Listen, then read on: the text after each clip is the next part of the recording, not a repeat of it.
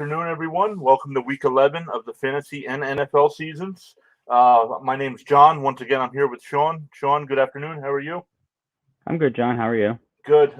We got some breaking news here. Lamar Jackson has been ruled out this week, and Tyler Huntley will be getting the start. Do we know anything about Tyler Huntley? Nothing. No. No, I've never heard of the guy, so not looking good for Baltimore today. It's also looking like Kyler Murray will be out today. What do you think's going on there with Arizona? Injuries. That's pretty much all it is. I mean, you gotta hope and pray you could survive a full 17 game year, 18 weeks with a bye, and being that their bye is until week 12, I think it is next week. Next week, yeah. So that's a hard week to survive. I mean, if they would have had a week 8 or 9, they probably would have been better off because then they could have let Hopkins rest a little bit more. But he hasn't practiced in a month. The last time he practiced was October 20th. So yeah, go ahead. Even with a bye week, it's hard to say. And then with Kyler Murray, I mean, he rolled up on his ankle, and he being the mobile quarterback he is, he needs that ankle. So I don't know if you'll see him not be wanting to be a quarterback or a starting quarterback if he's not healthy a lot. And I think they're going to just keep rolling with Colt McCoy and hoping that he can do what he can do. Yeah, and like you said, I mean, they have the bye next week, so hopefully they can get him some rest. We do have another guest joining us here. Let's bring him on. We have Jeremy from the Frankie from Flatbush channel joining us. Jeremy, good morning to you out there on the West Coast. How are you today? Morning, guys. Just getting ready for my morning coffee. That's fine. We were just discussing Lamar Jackson being out and Kyler Murray still being out. Do you have any takes on those two guys? Yeah, actually, somebody was asking me if they should sit Bateman for Baltimore and start. And now I'm going to forget his name. You know, the slot receiver from Buffalo. What's his name? Oh, Beasley? Beasley, yeah. So someone was asking that on Twitter if they should start Beasley over Bateman because Lamar's out. Wondering what you guys thought. Sean, do you have go ahead. I'm having that debate with starting Mark Andrews in my lineup even because I don't know. I just don't know how much Huntley will do, but I just looked up. Huntley actually was the one that was in the game last year when they played Cleveland when he had the cramps. Oh, okay. He was the one that came in that game when Lamar had the leg cramps. So I'm kind of thinking that he knows the offense. He's got drafted in 2020, so he should be. I would think he's okay. I would think he'll be willing to be able to survive today. At least hope and pray the defense holds up its part. Let me update the projections now that Lamar has been ruled out. Let's see, because I had Bateman at 13.5 points, so let's see if that changed.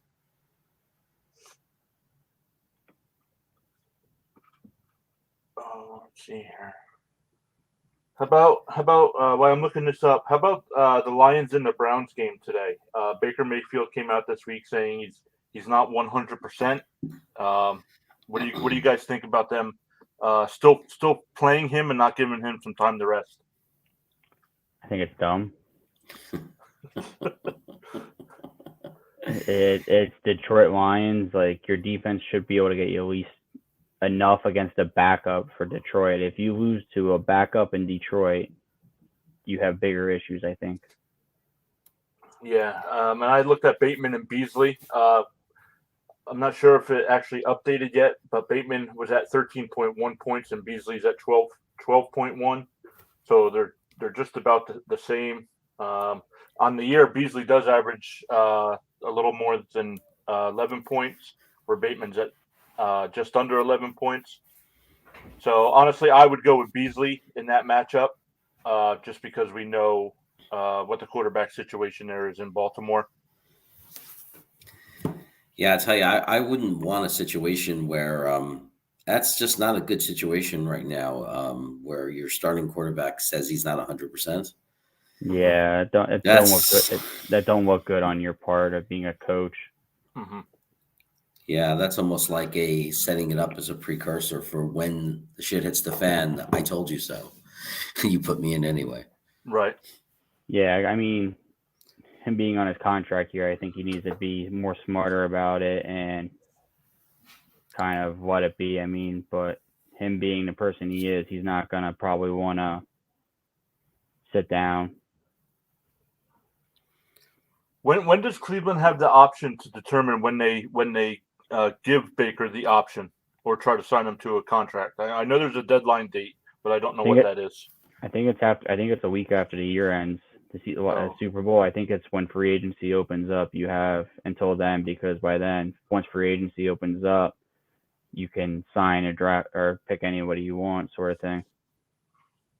Well, did they already commit to his 5th year? Like with Darnold, I know that Carolina had to make a decision about year 5. Right. No, Yeah. No, I haven't heard anything. No, they did not. From as far as I know, him and Saquon are still the only two in the first. I think in the top 5 picks that didn't get the option. Mm. So he becomes unrestricted? He would, yeah. Unless they franchise him. Which I don't Or think unless they would. that's what I was asking. Apparently, they have until like a week after year to exercise that option. Yeah, I don't think they would franchise him just for the fact of I don't know if they really see him being worth $21 million they'd have to pay him. Wow. Yeah, that's crazy. That's crazy. Just last season, man, when he was leading them, you thought he had it in the bag. All right, let's look at some of the other games going on today. Green Bay going into Minnesota. That's a good division matchup there. Out of the last eight meetings, Green Bay's actually won 3, Minnesota 4 with 1 tie. What do you guys? We had a tie. Was it last week with Detroit and Pittsburgh? What do you guys think the NFL should do with ties? Should they keep ties? Like the NHL went to a system where after overtime they go to a shootout. What should the NFL do? Should they just keep ties, or should they come up with something like college has? I like what college has. I think if they could somehow incorporate that into the NFL, I think it would be smart. Like you give them 10 minutes. If neither team can score a touchdown or even play the full 10 minutes out, kind of like it's a fifth quarter sort of thing. And if it's still tied afterwards, give everyone the ball at like the 25-yard line. If you score a touchdown, it's automatic 2-point conversion. If you intercept the ball, if you don't return it for a touchdown, you get it back at the 25 anyways, and go from there until someone gets the win. I mean, I would think of ties being in college football, not in the NFL. Yeah, I think ties are a huge loss for the fans. I don't think fans on either side want a tie. It's like both sets of fans go home losers. Like, so, when Jets and Tennessee almost, were in a situation where they could have tied, it was more like this is going to suck and feel like a loss for both fan bases. Yeah, Jared, you brought up that Jet game when Tennessee lined up for that field goal. I'm like, man, what a waste of a game.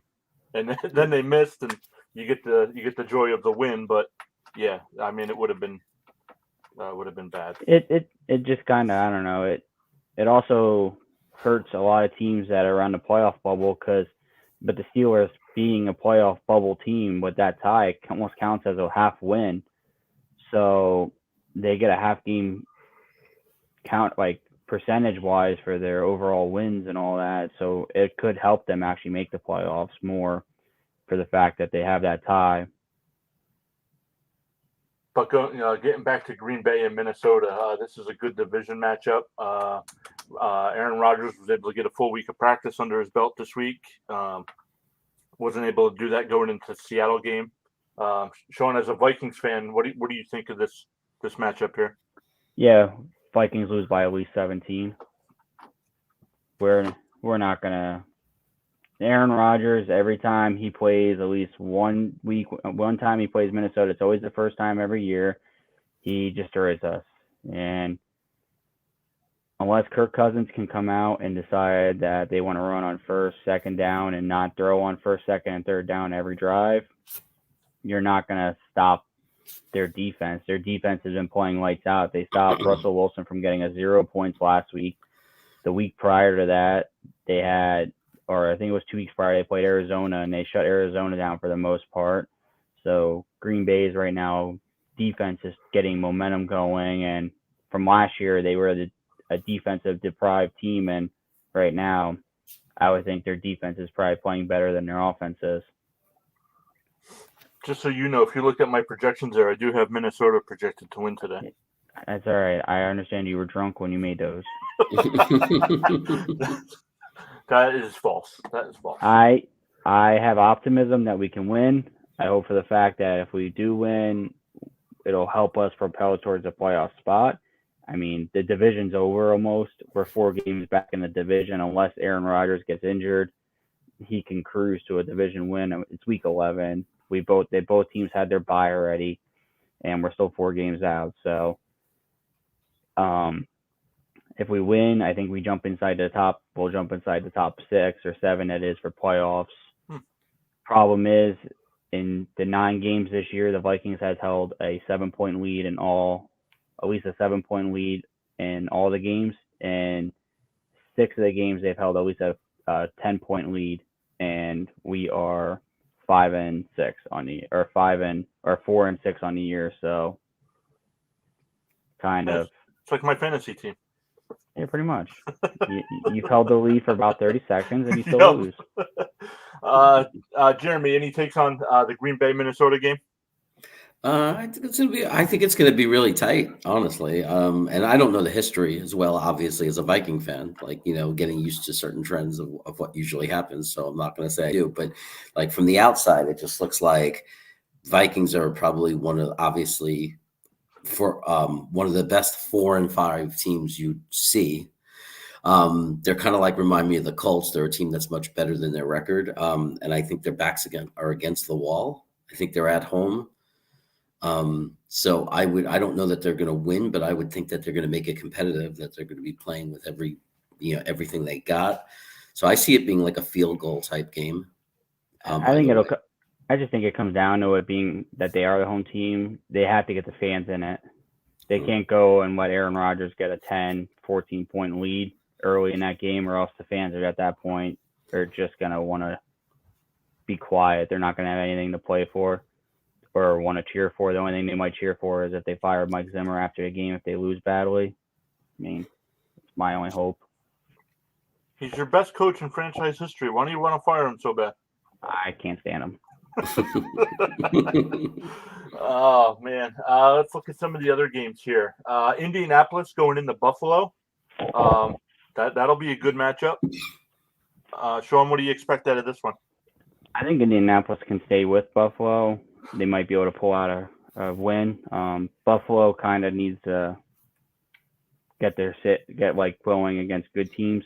They seem to play really good against bad teams, but like lately that's been the opposite. They've been playing bad teams, like the losing record teams. They've been playing really bad. So I think it'll come out that if Indianapolis can go down the field and they can score and stay with Buffalo, that they have a chance to win. But Buffalo can score at ease. I mean, it is a rematch from the wild card game last year where I think Buffalo only won by, I think it was like 6 points or something. Yeah, and if somehow Indianapolis wins this game, the New England Patriots would be in first place. And after being 2-6. Yeah. No, 2-4. 2-4.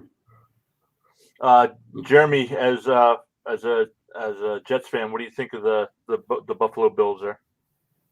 I think it's going to come down to the Colts offensive line and the Buffalo's defensive line, whether or not the Colts offensive line is going to be able to free up Taylor, or Tyler to have it's all about the run game. I think the Colts have a chance to win that game if they can establish a strong run game, and take a little bit of pressure off Wentz. And then it would be competitive. I think that if they lose that battle and the Colts don't have a run game and they're forcing him to drop back constantly, then it's going to be a problem. And I think, the Bills kind of use the Jets to get back on track.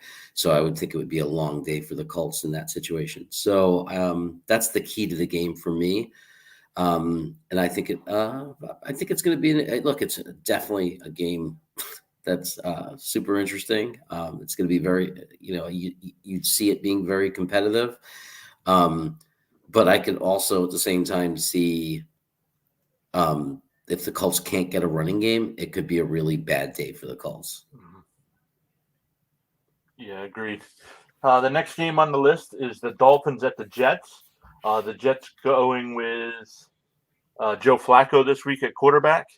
Jeremy, I'll let you chime in on this one first. What do you think of the Jets going with Flacco instead of White?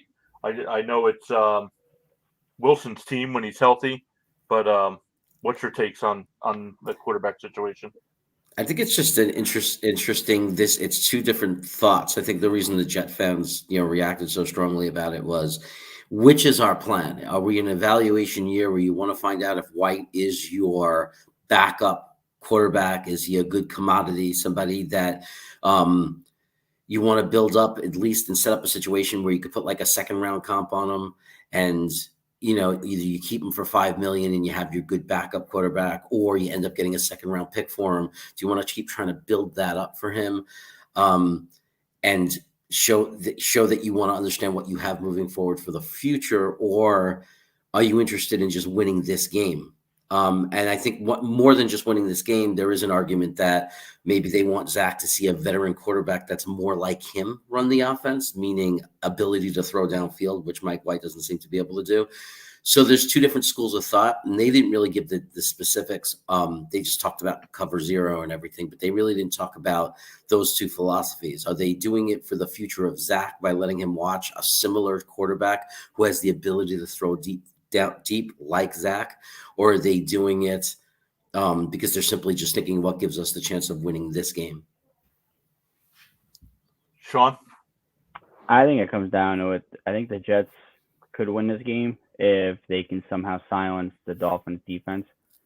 The Dolphins defense back-to-back weeks. I mean, they did play Houston 2 weeks ago, and I think they had like 5 turnovers. But then last week they shut down Baltimore and Lamar Jackson. So on a national primetime game. So their defense is going to be riding high. So I think if their defense can get shut down, I think the Jets have a chance to win, because they'll be able to, if they can run the ball and move the ball going downfield, I think that'll help. And then when they can't run, be able to have the threats to throw the ball. It'll come down to accuracy for Joe Flacco, obviously. Because with the Dolphins, they're not really having much of a running game. I think they average like 56 yards a game running. So that they're going to be passing the ball 9 chances out of 10. So you have to look at it from that aspect of if the Jets can shut down or stop the turnover game, I think they have a chance to win.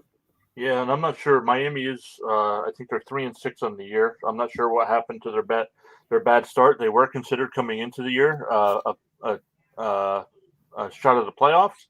So if they're getting things righted, that win over Baltimore really might not be all that bad. But like you said, they've only given up 19 points total over the last 2 weeks. Now, one of those weeks was Houston, but looks like they're starting to get things ready. And if they can beat the Jets today, I mean, they play the Panthers next week, then the Giants, and then the Jets again. So they can go on a nice little run here and get right back into the playoff look. Yeah, but the Panthers are different Panthers now. There's no Sam Darnold in the picture.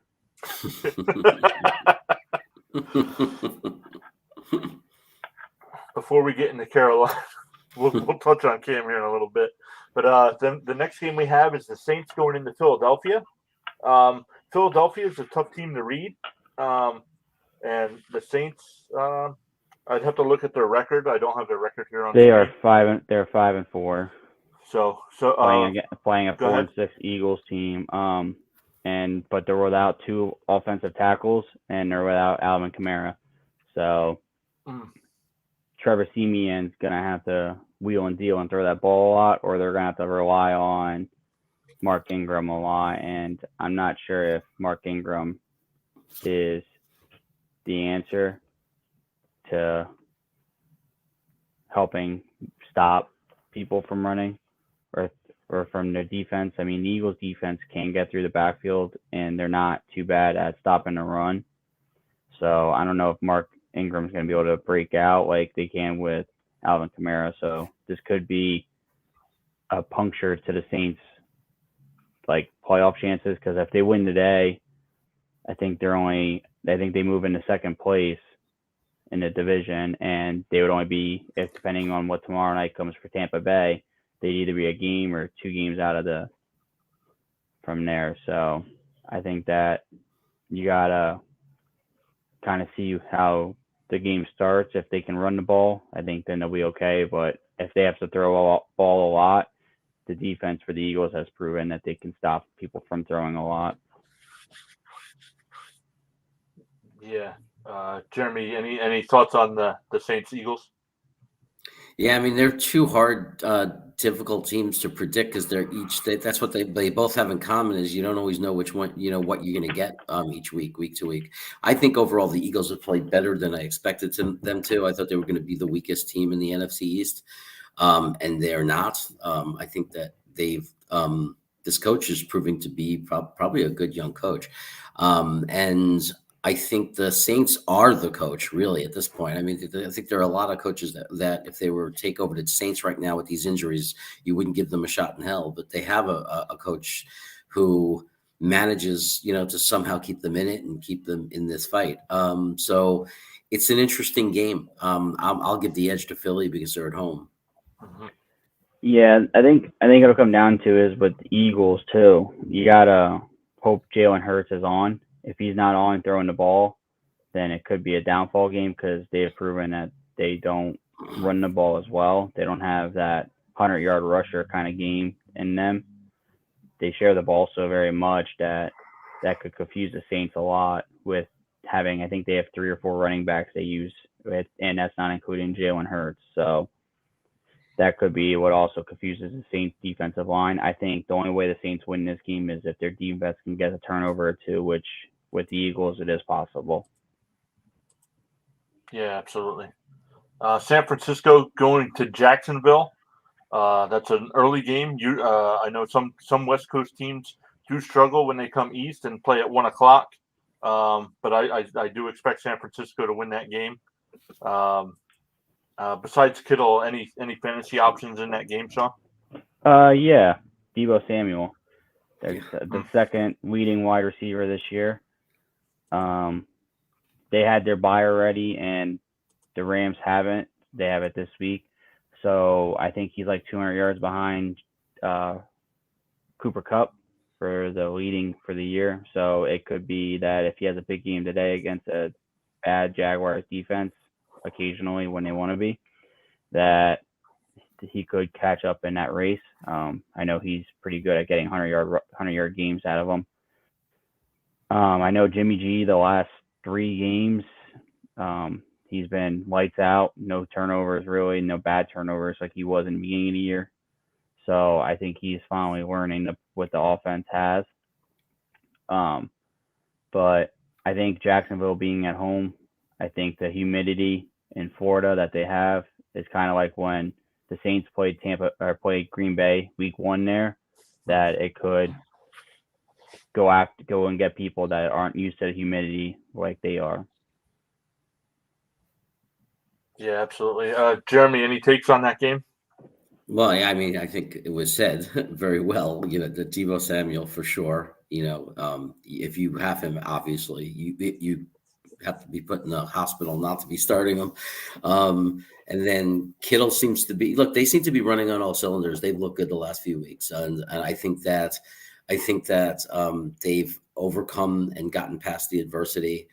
And you're going to, I feel like the Niners run is coming. I think that, not saying they're going to go deep or, win out or anything like that. But I think there's no reason to think Jimmy G will stumble now against Jacksonville. I think that they'll be able to offensively do what they need and want to do. And Jacksonville always has that disadvantage of rookie quarterback, like no matter how good he'll end up being or not being, it doesn't matter. He's a rookie quarterback. And San Francisco still got some very good defensive players.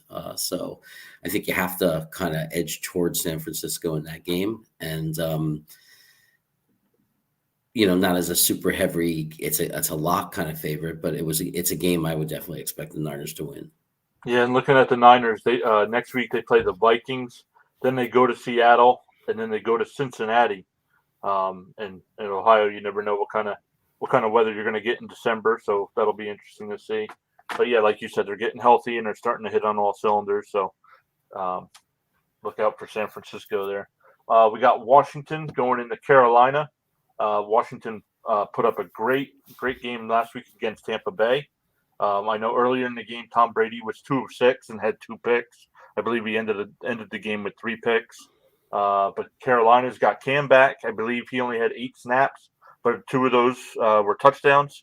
So, Sean, when you look at this game, what jumps out to you?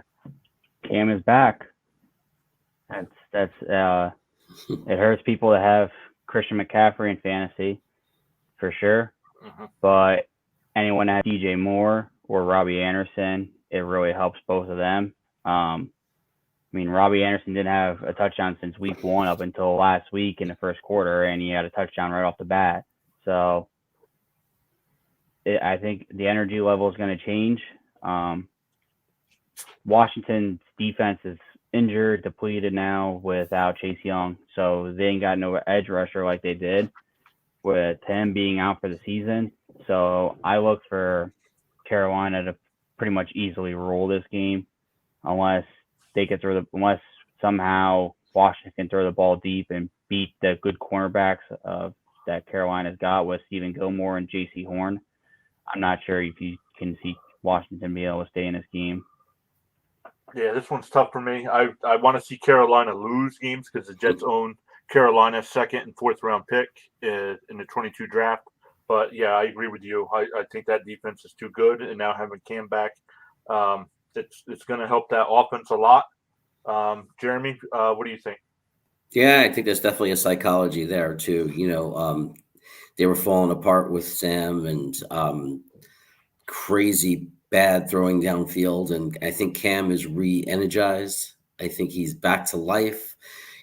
Just the excitement that he came back. He's a smart guy. He knows how to pump people up. Like, he came back with a big flash, and it works, man. It changes like the thinking. Like, you're thinking that they're feeling like they were in the beginning of the year again. Like, hey, we're a good team. We got a great defense, and now we got a guy who can lead us. And I would expect Carolina to roll on that game and just win pretty handedly. Then we have Cincinnati going into Vegas. I was actually surprised. Oakland. I almost said Oakland. Vegas got blown out by Kansas City. So I'm not sure what Vegas team is going to show up. I know Cincinnati can put up some points. Sean, what do you think of this matchup? I think this could be one of the best 4:00 matchups we have, just because it's 2 playoff teams battling for a seeding almost. And with Vegas, they're not out of the division race yet. They're still in it, and same with Cincinnati. Cincinnati wins today, and if the Steelers lose tonight and Baltimore loses tonight, they go to first place again. So it's a big matchup for both teams. Both teams could be in first place by the end of the night, or they both could be in last place by the end of the night. It's kind of one of those weird matchups where you could be first or you could be last. Yeah, how about you, Jeremy? Yeah, it's a dogfight. This is a dogfight game. It's like if one of if one of these teams blows out the other one's done. Because if they can't get up for this game, if they can't show up today, that team is done. And both teams have had weeks where they showed they can show up. They both have had weeks where they have not showed up. It's kind of it's an interesting thing, teams like that. Like, when you don't know which one you're going to get. Cincinnati was, for a while, we were considering them one of the top teams in the league, and then they lost to the Jets, and they kind of fell off. And the Raiders, like, they had their hills too, right? They were looking good, then they look bad, but then they start to look good, and then they look bad. I mean, it's just kind of this up and down thing. But this is where all the marbles are there, right? Sean said it. I mean, this is the game that's going to determine the direction of your team moving into the second part of the season. So you'd expect it to be a dogfight. You'd expect both teams are going to be playing with. This is no trap games. They're not going to come in sleeping. They're going to come in playing with complete fire, playing their hearts out, like almost as if it was a playoff game type atmosphere. So, it's a hard one to call. If I called it at all, maybe I'd call it for the Raiders because of home field advantage. But it's going to be, it should come down to the wire if both these teams understand the significance of the game. Yeah, I agree. I agree there. Yeah, I mean, I just think it's going to be one of those who throws the first haymaker almost. They both got that deep threat. So with Jamar Chase and with Deshaun Jackson, both wide receivers being the deep threats, that's almost where it comes down to who has the first big punch in the mouth and gets the momentum going. If Cincinnati can do it and stop the Vegas crowd, then it could go in Cincinnati's favor. But if Vegas gets that crowd roaring, I don't know if they can stop that train. And a player I actually like in that game is T. Higgins for the Bengals. He's another guy that can go deep.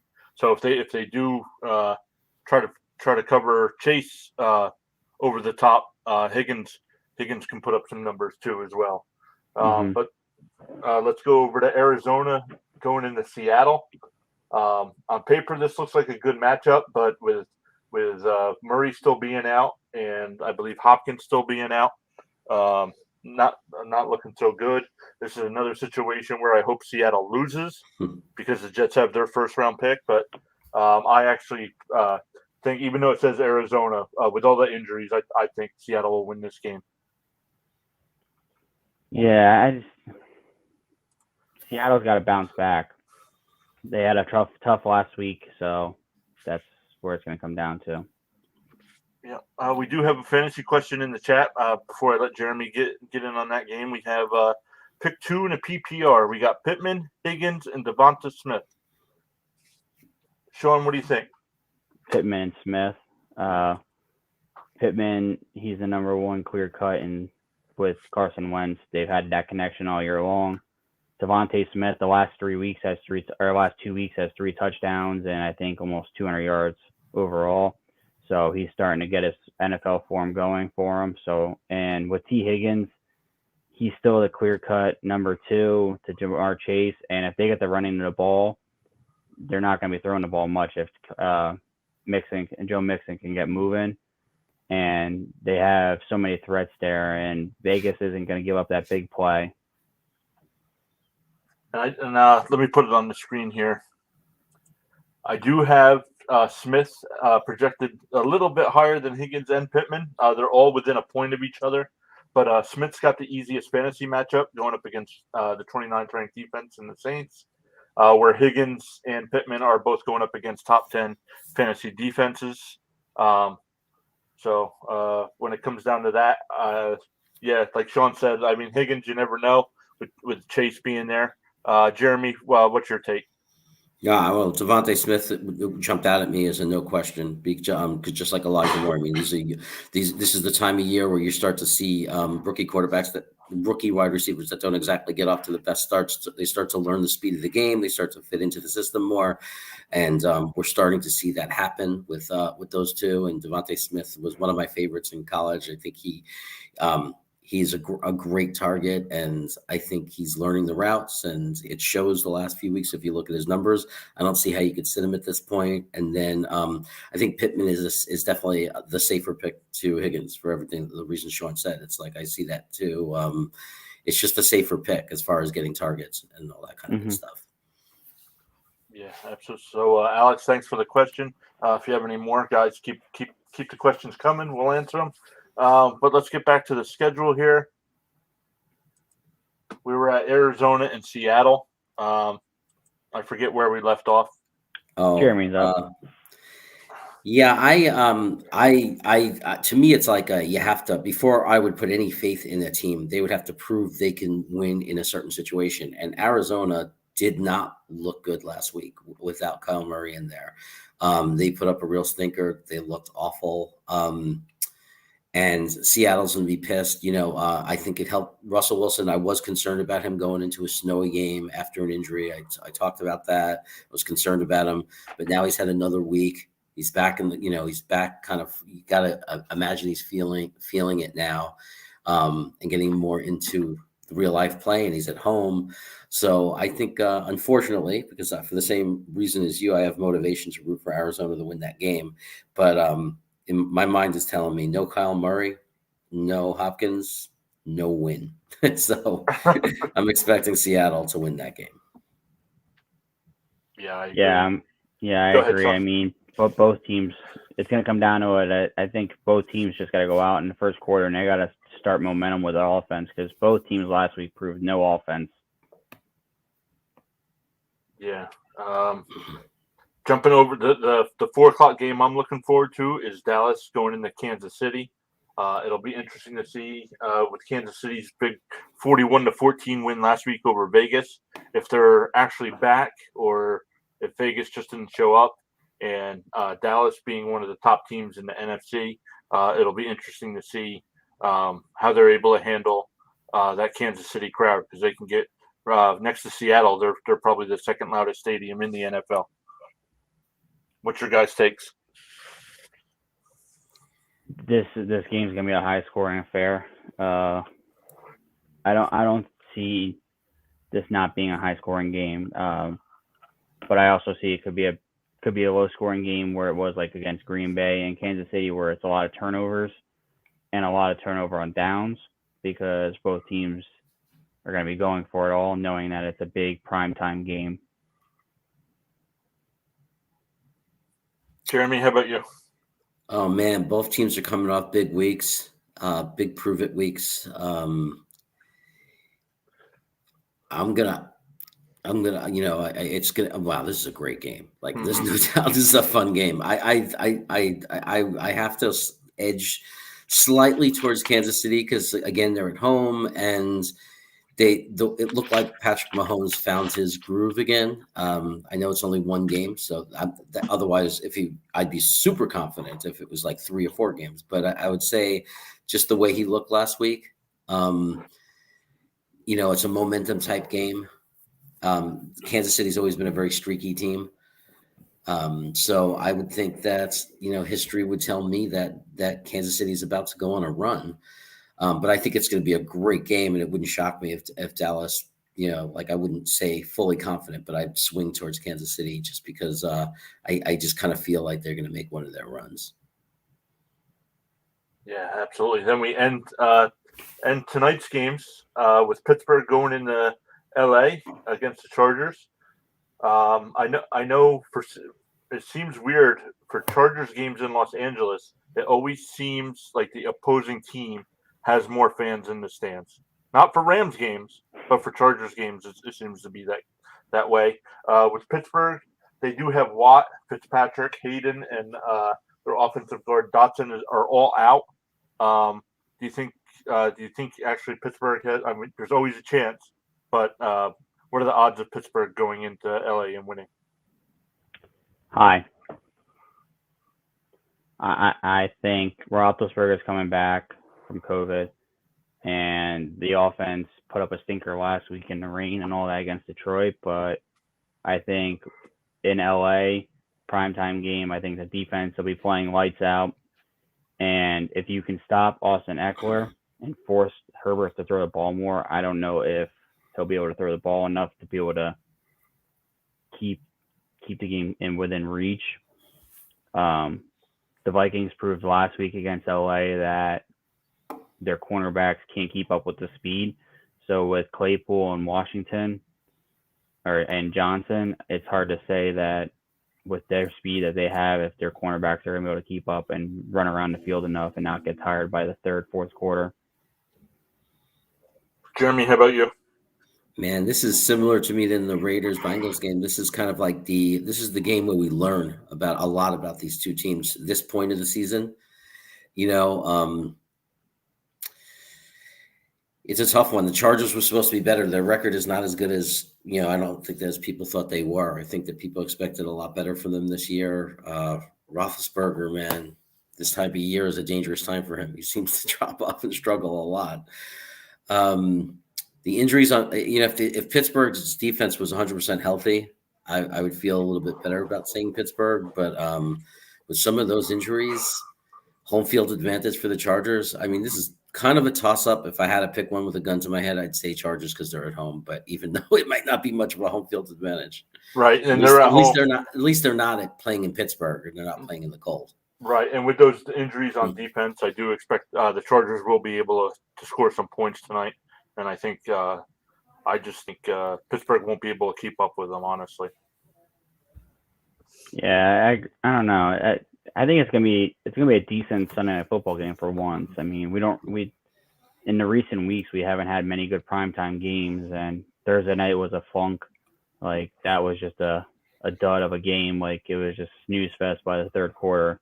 So let's hope that at least this Sunday night game is decent. Because if not, the NFL's got to start looking into flexing some games and not wanting to know the answers on why the Dallas Kansas City game wouldn't be a Sunday Night Football game. Right, and you saying that, I know somewhere along the line here they do. I forget what week it is, but they do have that flexibility to switch games out. I think it's week 13. I think they can start at week 14. Oh, okay. It's later in the year, which I don't get why. They should have it be able to do it from week 1 to week 18. You're the NFL. Yeah. Ending the week, we have the Giants going down to Tampa Bay. Tampa Bay is gonna want to rebound. Actually, any takes on this game, Sean? Can Tampa Bay rebound? That's the $1 million question I think everyone's having right now. They struggle against not a bad Washington defense, but not a great one. I mean, Washington's offense didn't really go out and win them the game. Their defense did. And they've had I think they're on a 2-game losing streak, and they just haven't looked like themselves right now that they did in the beginning of the year. Even a few weeks back when they played Thursday Night Football against the Eagles, they started hot in the first quarter, and then beginning of the second, and after the second drive in the second quarter, it was just their defense kind of kept them in the game long enough to win the game. So can the Giants somehow get a turnover and Daniel Jones can score and put Tampa back against the wall sort of thing? Tom Brady's always had a tough time beating the Giants, so that comes into hand. And I believe Saquon Barkley is back for the game, they said. He's pretty good chance of playing. He's questionable, I believe, but they said it's a good chance that he plays finally again. So I think that'll help as well if he can play. Jeremy, your thoughts on Monday night's game? Yeah, I think the Giants are going to be much more competitive than people think. I got a lot of slack because on my show with Frankie, he said, is there any way you see the Tampa losing that game? And I said, yeah. I said I wouldn't be shocked if the Giants pulled off and won that game. He was surprised by that, but I think that the Giants defense is really coming together. They've been looking a lot better. I go against the tide in this, but I actually think Joe Judge is a very good coach. I think he's been playing with a team decimated with injuries, and I think he's kept them competitive. I actually have respect for the guy. I think that there's a lot of things that went against them, kind of like the Jets. I mean, a lot of things went wrong. They have like as many injuries in the league as any team. They're like top 3 in injuries. They were decimated. I think on a given week, just based on what I see for them, it's like, which team are you going to get? Are you going to get the team that went in and beat the Saints? Or are you going to, and which Tampa are you going to get? Are you going to get the team that, makes a run at the end of the year and seems unbeatable? Or are you going to get the team that just plays flat like they did in New England? So obviously I'd expect Tampa to win the game, but I don't think it's going to be that shocking if the Giants are very competitive and it ends up being a great game. Yeah. Yeah, agreed. Sean, any bold predictions for today's games? Yeah, Jonathan Taylor, I think, keeps his touchdown streak going. I think he's at 5 games in a row, I believe, with a touchdown. So I think that continues and goes to 6. Cam Newton accounts for at least, I think, 4 touchdowns today. I think he's gonna either get 1 or 2 rushing or even 2 or 3 passing even. So, and I think I have 2 upsets today. The first upset, I don't know if you can consider it. I think the Eagles win at home against the Saints. And I think that the Jaguars can beat San Francisco. Yeah, I agree with you on the Jaguars. I think they can beat San Francisco if they come out to play like they did against Buffalo. Jeremy, you have any wild takes on today's games? I don't know about wild takes, but I'm thinking, and as much as I don't want it to happen, I'm thinking that Waddle is probably going to have a very big game today, or is in a position to have a very big game today. He's going up against a team that can't defend the screen, sweeps, short passes. That's like the Jets have no linebackers, and if Miami wants to, they could really take advantage of that with him. I think that he could be a real problem today. So that would be one take I have. And also, I wouldn't be shocked if you see Beckham for the Raiders have a big day today. Well, Beckham went to the Rams. Oh, sorry. I don't know why I said Raiders. I don't know why that was in my head. I'm trying to think of. I'm thinking of Deshaun Jackson. Gotcha. That's all right. Before we sign off here, guys, make sure you get your fantasy lineups in here. The games kick off in about 15 minutes. This week will be on Wednesday night at 7 instead of Thursday, with Thursday being Thanksgiving. We're going to go a day earlier to talk about the 3 games on Thanksgiving. Jeremy, where can anybody find your content?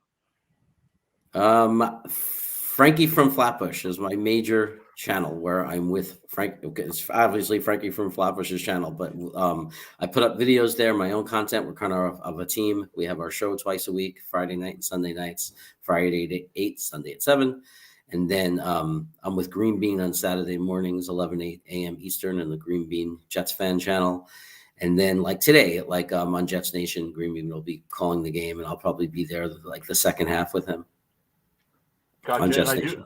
I do have down in the description, I do have the Frankie from Flatbush channel link down there, as well as Green Bean's channel as well. We do have a question coming in here from Extra Point. He says Jeff Wilson or Gesicki at flex. Sean, any takes? I like Gesicki, honestly, but I like Gesicki better. Wilson, he's coming back from injury. Last week he only had 5 or 6 rush attempts in last week's game for like 30 yards. So against a Jaguars team that can stop the run pretty good, I would think that I would go with Gesicki, knowing that last week he at least had 10 targets. He just had to put a big goose egg up in the column for catches. But Tua is going to be throwing the ball to him a lot, so that's helpful, at least knowing that you have that aspect of it.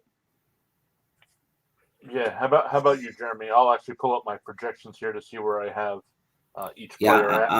I'm 100% Gesicki. I mean, if you aren't going to play him this week, when are you going to play him? Again, I'll say it again. The Jets have no linebackers, so there's it's just a great opportunity.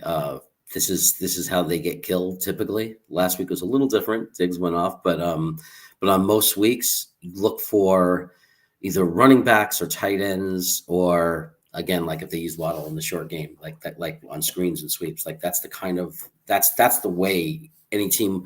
If you're watching the Jets, that's the way you attack them. So Gesicki would definitely be a big part of the game plan on how you attack the Jets. Yeah, I agree. Yeah, I agree. Extra Point, thanks for the question. He also says, enjoy your guys' show, by the way. Been tuning in for a couple weeks recently. Thank you. Thanks for that. I know you were one of our early subscribers. So thanks for tuning in. Once again, guys, get your lineups in here before the 1 o'clock games, and be sure to join us this Wednesday at 7 instead of Thursday. So hit that subscribe button and that little notification bell so you know when we go live. But enjoy the games today, guys. Good luck to your teams, both fantasy and favorite NFL teams, and we will see you Wednesday night. All right. See you guys on Wednesday. Enjoy your Sunday.